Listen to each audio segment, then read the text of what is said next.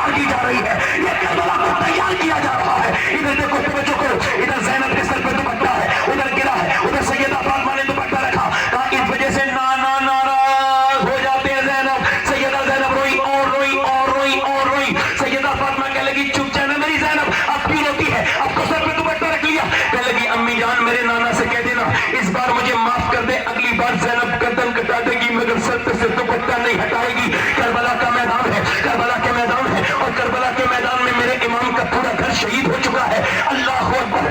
زینب، سیدہ زینب جب وہ کربلا سے لے کے جا رہی ہے قافلے کو، ابھی اسی حالت میں ایک آدمی نے زینب، سیدہ زینب کی چادر پہ ہاتھ ڈالا، اور جب چادر کھینچی تو انہوں نے اپنے سر کے بالوں سے چہرے کو ڈھکا اور پھر مدینے کی طرف منہ کر کے کہا نانا معاف کر دینا، آج زینب مجبور ہو گئی، بالوں کے سوا چادر نہیں ہے جو میں پردہ کرتی۔ اے میرے نانا، کربلا کے میدان میں میرے نانا آپ دیکھیں کربلا میں میرا بھائی شہید ہوا مگر زینب بے پردہ نہیں ہوئی، میرے بچے شہید ہوئے زینب بے پردہ نہیں ہوئی، میرے بچوں کی لاشوں پر، میرے بھتیجوں کی لاشوں پر گھوڑے دوڑے، ان کی ہڈیوں کی ٹوٹنے کی آواز آئی مگر زینب بے پردہ نہیں ہوئی۔ نانا آج مجھے معاف کر دینا میرے نانا، آج میرے نانا مجھے معاف کر دینا، بالوں کے سوا کچھ نہیں میرے پاس۔ پھر اپنی زینب نے، اللہ اکبر کیسا صبح ہوگا وہ، پھر اس کے بعد دیکھا نجف اشرف کی طرف کو اور کہنے لگی ابا جان میں وہی زینب ہوں جب کوفے میں چلتی تھی،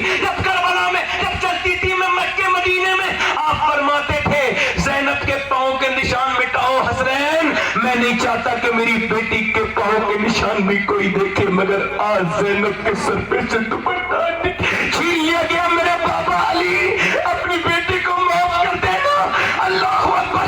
امام زین العابدین کہتے ہیں میری پھوپھی 5,000 کلومیٹر کا سفر کیا ہے کربلا سے لے کے شام تک اور شام سے مدینے تک، میری پھوپھی کے سر پہ سے میری پھوپھی کی کبھی تہجد کی نماز بھی نہیں قضا ہوئی، مگر میں یہاں پر ایک بات کہنا چاہتا ہوں، آج کے بعد اگر کوئی کربلا بیان کرے تو صرف حسین کا سجدہ بیان نہ کرے بلکہ 2 چیزیں بیان کرے، کیونکہ کربلا سے 2 سبق ملے ہیں، ایک سبق نہیں ملا ہے۔ کربلا میں حسین نے تپتی ہوئی دھوپ میں کٹے ہوئے بچوں کے سامنے سر سجدے میں رکھا اور دکھایا کہ یہ سجدہ بے مثال ہے، اور زینب نے اپنے بالوں سے پردہ کیا اور کہا دیکھو میرا پردہ لاجواب ہے۔ اب کربلا میں ایک سجدہ لاجواب ہے۔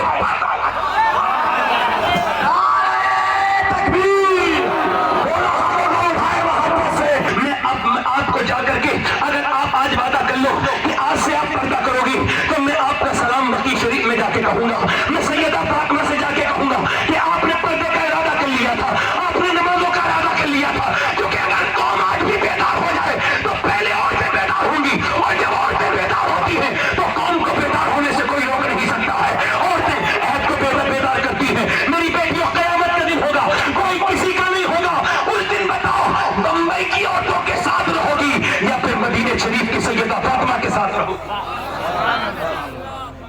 دل لگ رہا ہے نہیں لگ رہا ہے؟ بولو اور بولو، دل لگا کے بولو ذرا، اور بولو، مسکرا کے بولو، دل لگا کے بولو۔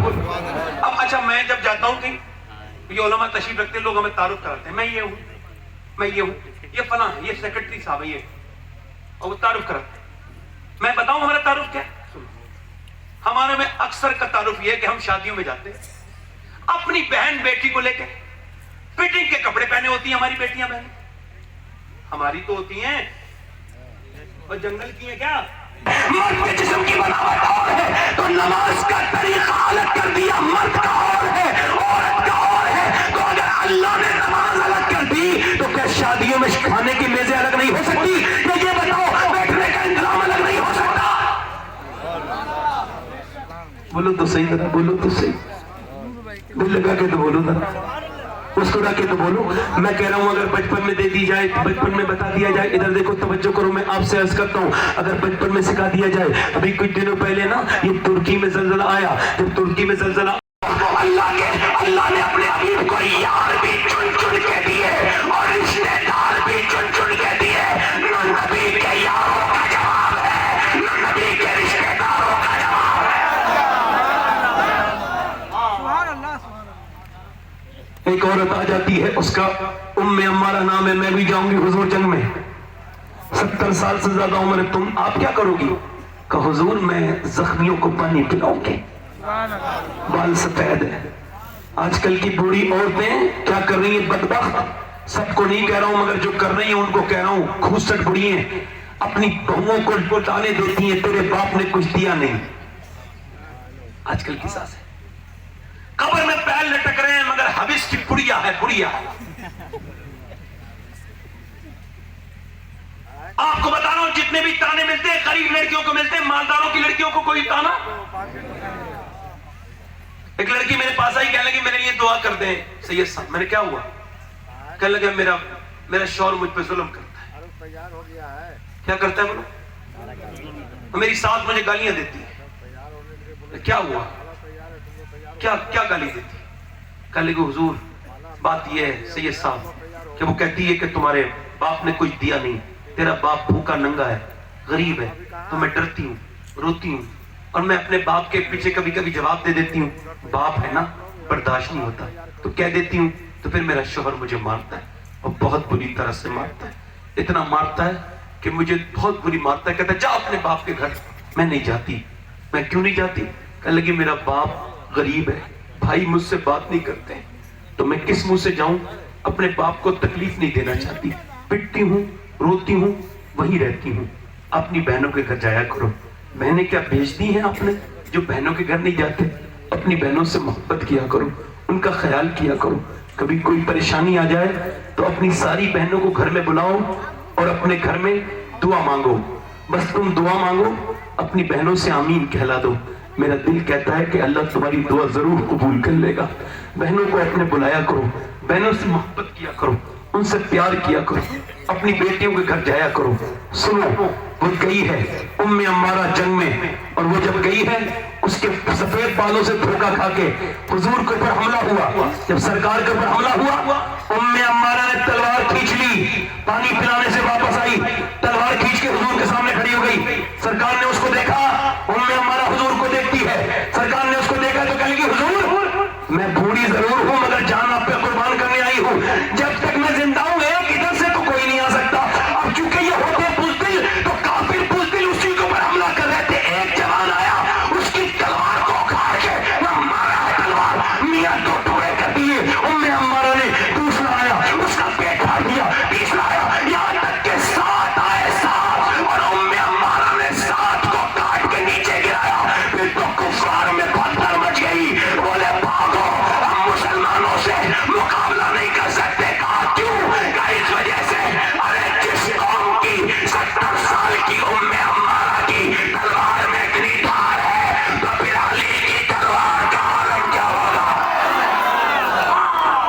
نعرہ تکبیر, نعرہ رسالت, عظمت مصطفیٰ کانفرنس, جلسہ دستار بندی. ایک جنگ میں حضور جنگ جیت گئے, مدینے میں دعائیں ہو رہی ہیں, عورتیں دعا کر رہی ہیں. کیسے کر کے تھا دیکھو, یا اللہ میرے حضور جنگ جیت جائیں. بولو ذرا سبحان اللہ. ایک اور یہ روایت ذرا دھیان سے سنیں. ایک عورت آئی کہ تیرا حضور تو جنگ جیت گیا مگر تیرا باپ شہید ہو گیا. سنیں ذرا توجہ, تیرا باپ.